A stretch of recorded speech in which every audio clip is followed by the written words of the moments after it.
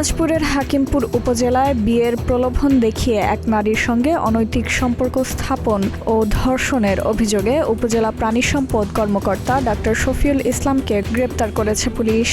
বিকেলে হাকিমপুর উপজেলা প্রাণী সম্পদ অফিস চত্বর থেকে তাকে আটক করা হয়।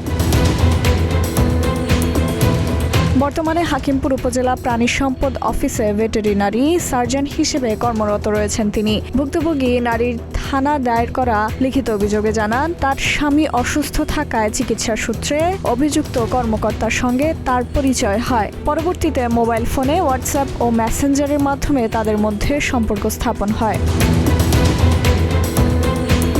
অভিযোগে আরও উল্লেখ করা হয়, অভিযুক্ত কর্মকর্তা বিয়ের আশ্বাস দিয়ে বিভিন্ন সময় নিজের কোয়ার্টারে ভুক্তভোগীর সঙ্গে সম্পর্ক স্থাপন করেন এবং তাকে স্বামীর সঙ্গে বিচ্ছেদের জন্য চাপ দেন। ভুক্তভোগীর দাবি ৫ অক্টোবর ২০২৫ তিনি তার স্বামীকে তালাক দেন।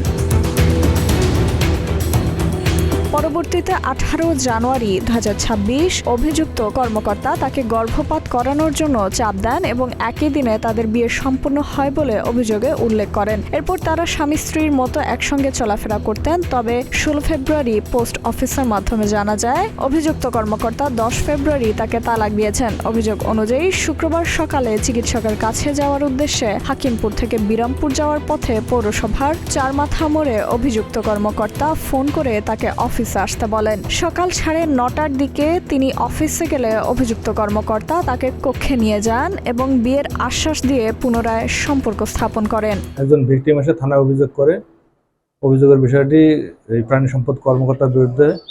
তখন আমি বিষয়টি, যেহেতু থানার ওসি স্যার নাই, আমি দায়িত্বে থাকার জন্য আমি বিষয়টি সাথে সাথে ওসি সার্কেল স্যার মহোদয়কে জানাই।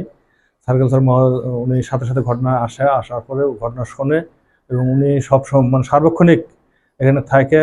তারপরে প্রসিডিওর নিয়মকানুন যা আছে সব উনি ঊর্ধ্বতন কর্তৃপক্ষের সাথে আলোচনা করে এই মামলাটি রেকর্ড করা হয়। আমি মামলা রেকর্ড করি এবং আসামিকে আমরা গ্রেপ্তার করি।